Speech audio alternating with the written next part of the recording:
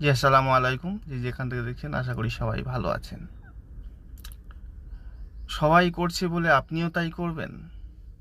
সত্য কখনো সংখ্যার ওপরে হয় না, প্রমাণ এবং হেদায়েতের ওপর নির্ভর করে।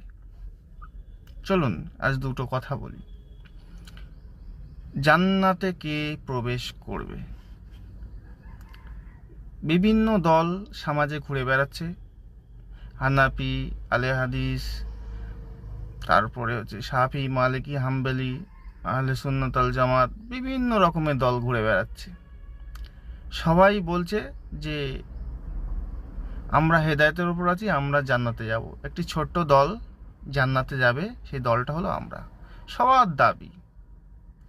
কিন্তু কোরআনের কথা বললে যে আল্লাহর অনুসরণ করতে হবে, 7 নম্বর সূরা 3 নম্বর আয়াত, যে আমার থেকে নাজিলকৃত কোরআনই তোমরা অনুসরণ করো, অন্য কিছুর অনুসরণ করো না। আর এই কথা বললেই সবাই বলে যে তাহলে পৃথিবীর সব লোক ভুল। কিন্তু আল্লাহ সূরা আনামের 116 নম্বর আয়াত বলছে, তোমরা অধিকাংশের অনুসরণ করো না, তারা তো আপনাকে সত্যের পথ থেকে, আল্লাহর পথ থেকে বিচ্যুতি করবে, এবং তারা তো সব অনুমান ভিত্তিক কাজ করে, এবং তারা তাদের মন গড়া কথা বলে। আয়াতটা আপনারা যাচাই করে নেবেন। অতএব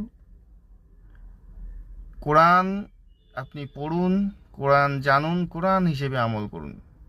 যদি বলেন, এই যে বিভিন্ন হুজুরা বলে যে নবী যা দেয় গ্রহণ করো, আর যা থেকে বিরত থাকে বিরত থাকতে বলো, এই হাদিসটা দেয়, এটা কোরআনের আয়াতটা দেয় যে হাদিসটাকে প্রাধান্য দেওয়ার জন্য, যে হাদিসে যা বলেছে, আইন কানুন যা দেওয়া আছে সেগুলো মান্য করতে হবে। কিন্তু এই সূরাটা আপনি ভালো করে দেখলে বুঝতে পারবেন, বনু আগেও পরের আয়াত পড়লে বনু কুরাইজার প্রাপ্ত সম্পত্তির ব্যাপারে এই কথাটা নবী বলেছিলেন, আল্লাহ সূরার মাধ্যমে জানিয়েছিলেন।